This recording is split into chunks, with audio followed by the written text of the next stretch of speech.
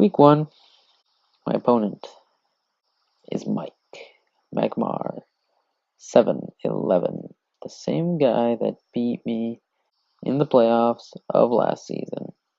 Right now, I'm telling you, Mike, none of that is going to happen. Tell him that he's going to lose to me week 1 of PBA Season 4. Magmar 7-11, that's his name. Go, tell him that, please. Fat Leo, out. Hello everybody, my name is 7-11 and welcome to my 100th episode. This is the PBA Season 4 Week 1 battle against David, and as you saw, David was talking smack. He's on his high horse over there. So he really thinks he's going to win, and looking at his team, there's a very good chance that he will win. Why? Because look at his team. He has his signature Pokemon, Thundurus. He has the Infernape. He has a Staraptor, which is incredibly powerful. You guys know how strong it is from whenever I had him last season. So, we are about to jump into this battle. As you can see on my team, I am actually missing... Who am I missing? I'm missing Excelgor. So I am going to put Excelgor back on the layout in a second. You see that I did bring Mega Glalie. David could have brought Landorus, but he didn't. So as you can see, there is Infernape against Smeargle. So I planned very hard for every sort of lead except for Fake Out. So that was my bad. Very good play on David's part. I switched out in order to preserve it. I predicted a U-turn, and I figured that Excelgor would be the best person to use it on. Excelgor would be the best person to eat a U-turn. So he U-turns into Staraptor. Another very good play. Attack, drop doesn't matter. This is a Choice Scarf Excelgor, and so I just bop him with a Hidden Power Ice, and there's a U-turn. So Excelgor is the first casualty in the entire season of the PBA Season 4. So David switched, and so that could give me some initiative, except he leads with his ace again. And I led with Mienshao, but that wasn't a very good move on my part because Infernape is faster, and his Fake Out came before my Fake Out.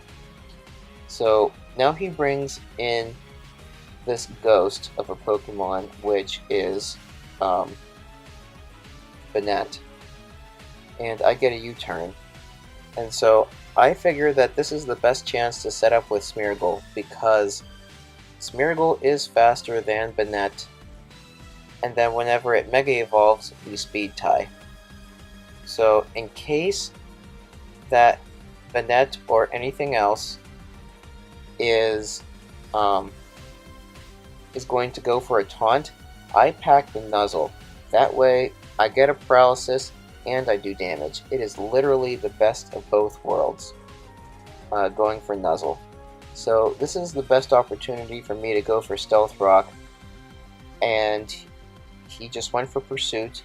Surprisingly enough, it did not kill, but it's not stab, so oh well. So he brings in Sapporo the Huntail. Now here is an Ice Shard, and that does not do very much at all. I was predicting a Sucker Punch from the Mega Banette, and so Ice Shard would have gone first, but oh well. So here's a Shell Smash coming now, and so just as I predicted, Huntail was brought for the Shell Smashing, and so he has a lot of different options. He could pass that into Thundurus, he could pass it into Pangoro, he could pass it into Infernape. There are a lot of, or even Staraptor. So I decided that in order for Lucario to keep its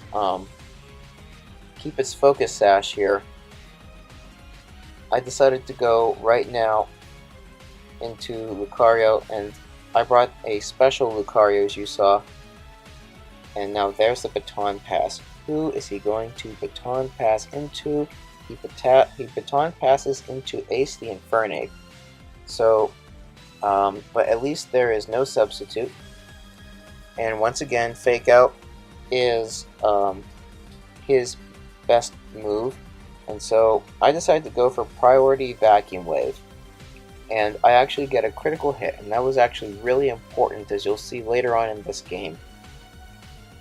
So down goes the down goes Lucario, but he did get a good bit of damage off on the Infernape. So I know that I really don't have anything great for Infernape, but I know that Latios would be able to take any one hit, because this Latios is fully defensive, bold nature, and Latios was literally designed for Infernape in the first place. But I wasn't calcing with the Shell Smash boosts, so that's why I did so much. I go for the Dragon Pulse, and I guess he brought in Pangoro to predict Psychic. And there's a little bit of glitching in there, unfortunately. So I go for a Dragon Pulse here, expecting Huntail to go down. It actually lives on 2 HP, interestingly enough. And so this gives me, on the next turn, the perfect opportunity to go for Recover. So as you saw, this Latios has leftovers, and that's really great for keeping Latios nice and healthy. So that speed drop is really annoying. Although I am able to take out the Huntail this turn, then everything else is faster than Latios, except for the paralyzed Mega Banette. So he brings in Pangoro, and Pangoro is faster. And so this is my opportunity here to send in Smeargle and Sackett. Smeargle, you did amazing, buddy. You got 2 things paralyzed, the Huntail and the Mega Banette paralyzed. You set up Stealth Rock, which is going to be very important in this game. And you know what? That was just the best time to sack you, but you put in a lot of great work. Good job. So I send in Mienshao here, and Mienshao is able to just Drain Punch, forgo the Fake Out. Not necessary. I just went straight for the Drain Punch, and down goes a very, very big threat. Just gone. So now in comes Yachi, and now here's a really interesting thing, guys.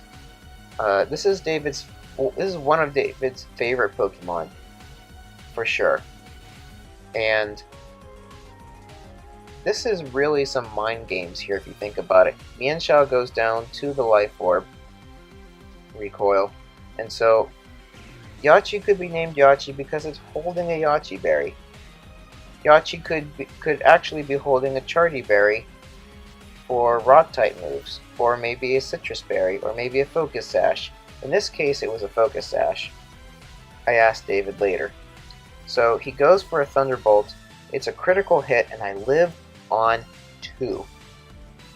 So anyway, just in case Yachi was holding the Yachi Berry, that's why I did not go for Ice Shard. I went for the safe play. I calculated that I could take any one hit, and it was just really lucky that he got a low roll critical hit. So that was really great on my part. So I go for a Protect just to scout. He goes for Will-O-Wisp, and it's really important here. He missed the Will-O-Wisp, and that pretty much sealed the deal for me. So the really interesting play there is that Ice Shard from Mega Glalie would go before Sucker Punch, so that's why he had to Will-O-Wisp. So he goes for Protect here, and there's the fake out. Now watch this. I misclick. I go for a second protect, and I do get it.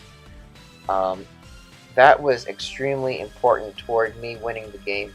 I was able to protect against a fake out, so that was really nice. And so Ice Shard is going to be able to do a lot of damage to Infernape, and he switches out. And Infernape will die to rocks later, so Smeargle does pick up a kill. And so all it comes down to is Jon Snow the Staraptor against a bulky Latios. Can Latios survive one Brave Bird? That is the question. The $1 million question. And boom. I live, and Staraptor dies to its own recoil. Very similar to Mienshao dying to Life Orb recoil. And so that is the game, because Infernape comes in, dies to Stealth Rock, and I beat David 1-0. Congratulations, Latios, you were a huge, huge help. So like I was saying, guys, David had to go for Will-O-Wisp because Sucker Punch would not outspeed the Ice Shard on Mega Glalie, and so the best play was to go for Will-O-Wisp. That is how he would win the game. He missed a Will-O-Wisp, and I got a critical hit Vacuum Wave on the Infernape, and those two things were what won me the game, hands down. So thank you guys so much for watching. If you enjoyed, like this video, comment on this video, hit that subscribe button for more to come, and do me a huge favor, guys, and do the same for David. That Leonardo is his channel name. I'm going to put the link in the description to his channel. I'm also going to put the link to his side of this battle. And so David is a very, very skilled battler, especially in League format. And the thing is, with David, he is better than me. I'm not afraid to say that. David is better than me, but the stars just aligned for me in this battle. So go check him out. He's definitely worth it.